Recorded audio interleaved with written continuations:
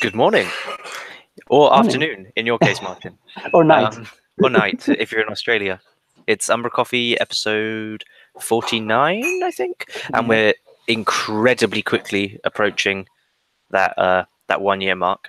And we've reached a milestone today because I am having a hot drink for the first For the first time in ever. our 49th episode history. Yep, I'm having a hot Didn't make chocolate. it, right? It's not a coffee. It's not a coffee. It's a hot chocolate. But Yeah, yeah. but before going live, we were just chatting about our birthday, and obviously, we won't be here without first you people who are watching it and for who we are doing it, and second is consistency, about which we are talking on Twitter yesterday with some of our community members. So we've been thinking about some ideas for our birthday. If you have any, or if you would like to see something special, you have some ideas, maybe better than us, our ideas, feel free to shoot out to us anywhere and let us know what you think about it. Yeah, it's going to be the 23rd of November. So we've actually got a really, really packed couple of weeks coming up now. Next week, the 9th, is the UK Fest, and we'll both be there and we'll be live. And I can share some kind of details meanwhile when we were talking. You can obviously introduce more details while I will be showing the website, which is containing a lot of information about what, when, how, who, and anything else. And yeah, we will be there, and a lot of other great community members will be there. Callum, are tickets still on sale? I think there's maybe a handful left, but we're at capacity now. The schedule's also been announced. So on that website, we've got this What's On section. You've got an invite there to our pre-party and after-party. There's going to be free beer. There's possibly going to be karaoke, but you didn't hear it from me. And there's a schedule there. So if you want to just plan your day, I think it's going to be a really, really tough one this year because there's so many good sessions. You're going to have to really pick and choose which ones you want to see. Yeah, and it's going to be in the Barbican the second time. Yes, Barbican Centre again, as last year, same place. And yeah, my computer knows that, you know. Today I went to my desk and I seen this wallpaper automatically picked by Windows when I was logging in. So, you know, I'm in the mood. I'm feeling the Barbican mood right now. And yeah, we're counting down and highly encouraging anyone who is still thinking about joining us, to buy a ticket and save face. And you'll see behind me, there's a handful of boxes. Yeah, let me just there highlight you. Yep. Ooh. There is actually a ton of boxes, and there's also something brightly coloured behind me as well. We won't reveal anything, but that is all of the merchandise. So that will arrive this week. We're very, very quickly ramping up towards the event, which will be cool. And then there's Sweden as well in 2 weeks. 2 weeks. Yeah, really, really packed end of the year. And just getting back to the UK Festival, maybe if you are already attending, I've seen that Carol is looking for some mates to run together on Friday morning. I'm arriving on Friday morning, so I probably passed this. But yeah, if you want to run on UK Festival, just shoot out to Carol. And Callum, you've mentioned boxes, and you were also moving yesterday, right? Yeah, we moved all of our stuff across London to a different office. We've got a new office now, which is why I've now got a hot chocolate, because there is a lovely coffee hot water machine is finally there. That makes, well, no, we had hot water before. It's just a much better coffee machine now. Yeah, cool. Okay, and Callum, we also seen that some other festivals announced some more details about them, and I wanted to highlight something. I don't know if I still have it open. Yes, I have.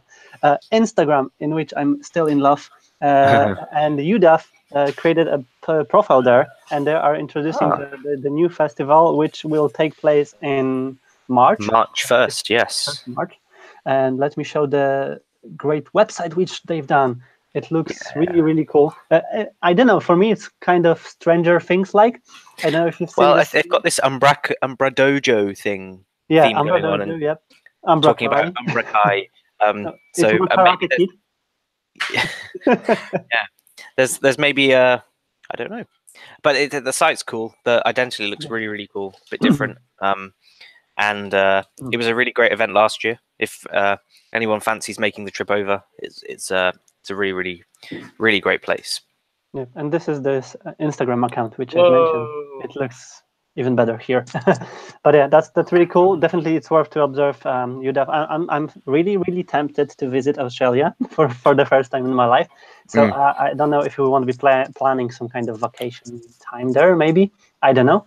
And speaking about some things, just also on UDUF, Call for Speakers is open as of this morning. Yeah. So if you want to submit a session, they're looking for people. So sign up. It's on their website. There's a form, or I think you can just drop an email over. Yeah. That's really cool.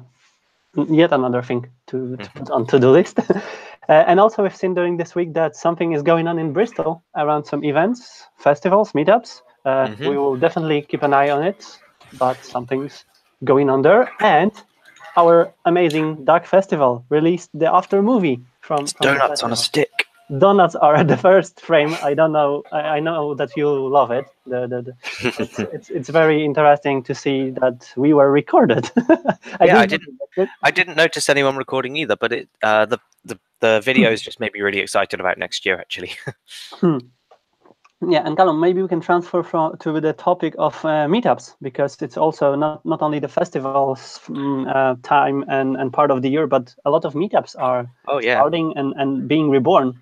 And there's a lot. We mentioned that last week, right? That you didn't want to tease or reveal too much, but it's official right now. I didn't want to steal the thunder from Alan, but he has unveiled the inaugural Umbraco CMS Ireland meetup, and I will be heading over there at the end of November to do a talk. We're going to do like here's how you build an Umbraco website in 30 minutes and just go from nothing to a website. There's also Dave Battersby coming over from Glasgow. I think Ravi is going to fly over from London as well. So there's quite a few people coming internationally. So that should be really cool. There's a date announced. It's the 29th of November, which... Yep. And it's all on meetup.com, right? Yep, absolutely. In Umbraco Ireland meetup group. Yeah. 36 spots are left. So if you are close to Dublin or not, you can know someone, give them a kick, because the first one would be great to see. Actually, speaking of Alan, maybe this is a slight segue onto another point. He had a U profile, didn't he? Yes, he did, and this is his U profile and picture from Umbraco Poland Festival, which I really like. I saw you on Twitter. Discussing this. Yeah, so we can definitely learn more about Alan and his activity, which definitely gets more visible lately, I would say. I've spoken with Alan a lot during the Polish festival, and yeah, I know that it's really great to see something in Ireland being more visible and closer to the community and people there. So yeah, if you want to meet Alan, follow him on Twitter and learn about him more via this blog post. And if we're highlighting community people, we probably just can jump to the Owen's community corner, where we can see Erika's profile this I don't know, week probably. But yeah, if you don't know Erika and her activity around Script and not only, just go there and learn about it, right? Yeah. Absolutely, it was a really nice read, and even if you know Erica quite well, she's been around the community quite a while. But it's just nice to kind of, read about these people. Someone in our live chat mentioned that this is Alan Coffee, not umbraCoffee. Yeah, Alan, big high five for you. It's just proving that you are very active and doing amazing things. Not only this week, but this week. It's actually the Ireland meetup's not the only thing as well that there's been kind of reborn this week, I think, or born this week. I think the Barcelona meetup's been reborn as well, hasn't it? Which is great to see. And I think all the other meetups are kind of continuing. I know that the Bristol gang are planning their final meetups for the year, including some Christmas parties. London meetup has got still 2 more meetups for the end of the year, including a quiz and an actual meetup with talks at the end of November as well. So it really is a busy time. Yeah, and I also noticed that Damien shared some more information about Belgium meetup, which happened this week. So it's a really busy time for the community, and I think that even more things will be released and discussed on meetups closer to the end of the year, because I think we also spoke about it last week, but there's going to be another virtual meetup. Yep. And there's now an attending IO page as well for you to go sign up. It's on the 17th of November. November's looking packed. Really packed. But there are some developers who have more time than us lately. We just agreed that we even didn't have time to invite guests this week. But we have new releases which were revealed this week. And it's plumber release. It's a bug release for the previous version. I know that Nathan fixed an issue with saving workflows, which is the core functionality of the plumber. So it's great that it's fixed in this minor version upgrade. And also, I've noticed the package called Copy Paste Grid Editors for Umbraco 7.11 Plus. Yes, because it's based on the original package created by Soren Kotal. It is, yeah. Did you see the discussion on Twitter about this? It was quite interesting. No, I didn't. I think, what was it about? I think Lukasz, who's uploaded this package, he had a fix ready for. He'd kind of massively refactored it, I think, to work for 7.11 for his own need, and noticed that maybe the original wasn't being so well maintained. He joined the forum. It was his first kind of thing on the forum. He started a thread saying, how do I upload a package because I don't have enough calm or whatever. He got approved, he uploaded it. Soren was very supportive of him as well. Like, it's great that someone wants to take this on because perhaps they don't have so much time or anything to support the package anymore, so he's now been able to kind of take on the maintenance of this, and it's really cool to see. It's kind of encapsulating that community spirit that it's also a good example of open source being really open source and transferred from one hand to another. You don't have time, cool. You can always fork it. You can always refactor it, release as your own version, product, anything. If we are supportive to each other, it's just making our final results better, right? Absolutely. And we can maybe speak for a while about Hacktoberfest. It's over right now, but I still have a long list of pull requests and ideas to work on. And I don't know how about you, but I feel the vibe of Hacktoberfest. Oh yeah. And I'm still in the mood that I need to do them. I need to do more, and I definitely need to find more time to do it. Yeah. And did you complete the challenge? I didn't complete it, unfortunately. I have had a very busy month or so, but I have a post-it note of a ton of things that I really, really need to work on, that I've been inspired by seeing other people's contributions or through discussions on Twitter. So I maybe will do Hack November Fest or Hack December Fest. we have some swag to give away, so we can create something like that. And definitely, it's not only about October. Every month is good to contribute to open source, and just feeling the vibe. Let's spray this vibe and encourage people to do more around it.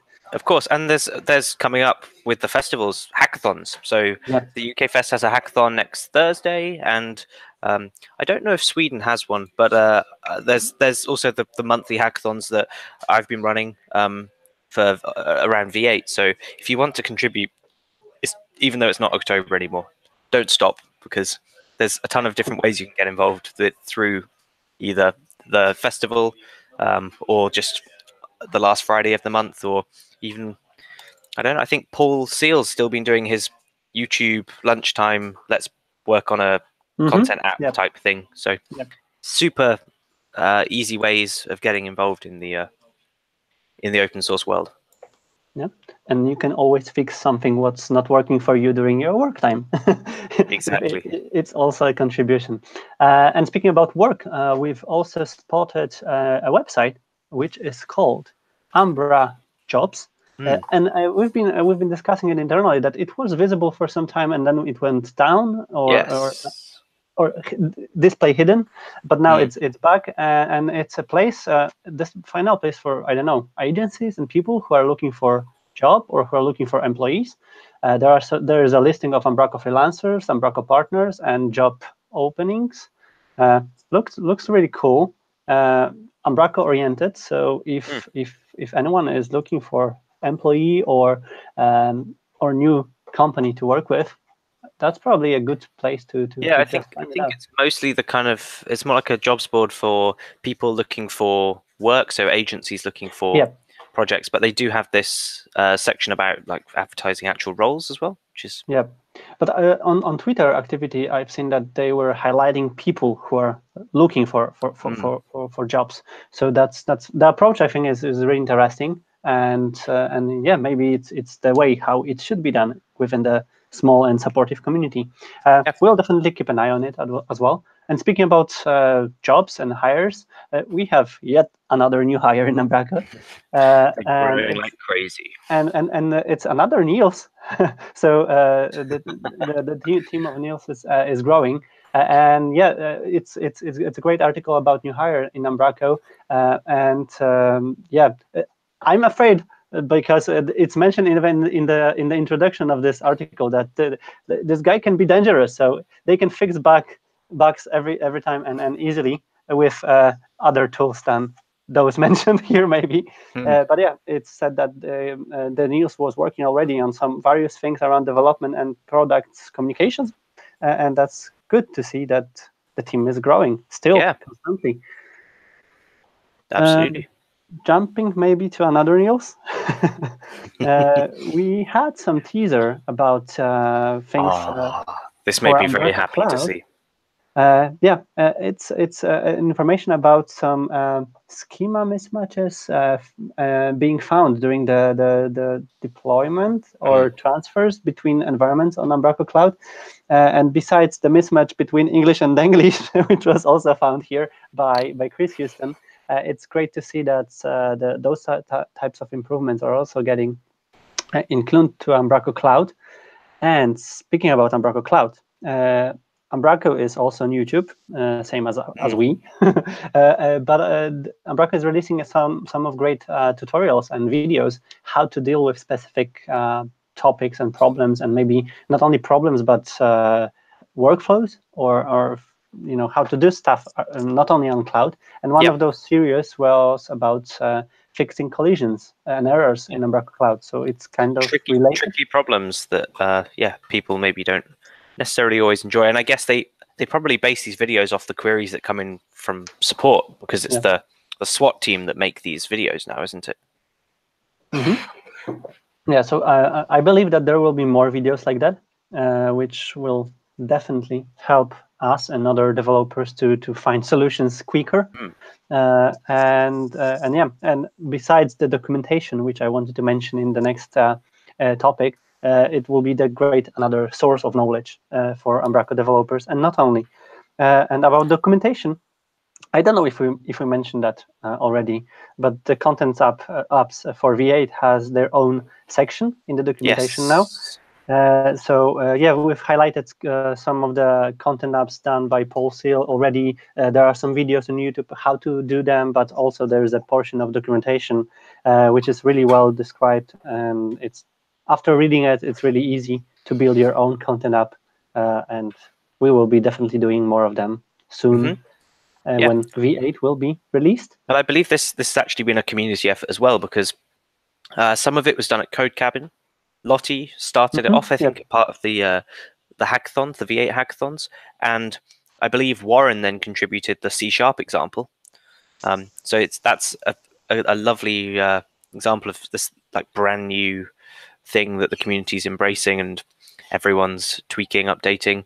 I think it was Paul as well a few weeks ago saying, I've been playing around with this and I've discovered that now there's something missing from the documentation, so I'm just going to do a pull request for it. It's really, really nice. And Hacktoberfest challenge completed as well. That's good to see those types of activities. And speaking about communication between front end and back end, we also spotted a new article released by Nick, and it's about server variables. I recall one article about it in the past, but there were not so many sources of information how to deal with sys variables and access them from Angular or even other front-end resources. And here we have it really well described, and even there is a note regarding V8 beta, which cool. Warren explains the new approach for it. So it's all linked, and if someone wants to use the variables from front-end and hide them from possible usage. This is possibly a feature that people don't necessarily know about as well. I don't think it's too well documented, so it's great that Nick's gone ahead and done this, because I've used it a few times in the past, but it's always been a bit of experimenting to try and get it to work, and this really explains it very nicely. Yeah, I've learned also about it when I was already running Umbraco trainings. So it was a couple of years after I started doing Umbraco development. So it's not, as you've said, it's not a popular way of implementing things, but definitely it's suggested way because it helps us to not expose maybe sensitive data usually because it's sometimes used for it. And yeah, that's all what we've prepared for this week. Yeah, I noticed one other thing actually that Pete Duncanson tweeted about yesterday. I think maybe from the Off-Road Code Twitter that Neil's coming to the UK next week, not just for the UK Fest. He's talking at a conference in Manchester about e-commerce, but he's not talking about e-commerce. He's talking about kind of the reason why the challenges in designing an application for 500,000 users. 500,000 installs worldwide. How editor simplicity is very, very important, and the experience really, really matters. So that's cool. It's maybe something a bit different. I don't really hear of Niels going and speaking at non-Umbraco events, so that's great. And then he's coming down to London for the UK Fest at the end of the week, which is cool. Yeah, and definitely we will be counting down till the next Friday now. And for everyone who is asking about links, I will make sure that all of them will land in the video description just after we will go offline. So yeah, just wait 5 more minutes for them, or 7, or 9, I don't know. But yeah, that's all. We, as you've said, it was and still is a busy week for all of us. For all of you who will meet in the next Friday. See you there. And if you have any ideas for our birthday celebration, just how we can, easy ways we can get the whole community involved in celebrating a whole year of umbraCoffee and looking forward to the next year as well, let us know. Get us on Twitter or put something in the comments. You did it well. Yeah, it was I've been like practicing. Real YouTubers. Yeah, but just let us know, and we'll we want your ideas. It'll be the 23rd of November. We'd like as many people involved as possible. Let us know. Yeah. Okay. So right now, have a great rest of the day. Great weekend. And yeah, it was a Halloween, but I'm not dressed like a prisoner. It's Legacy Orange. You're like a pumpkin. Like a pumpkin, yeah. So yeah, have a great weekend and see you next Friday in UK, in London. Yes. Woo! Cool. Have a nice weekend.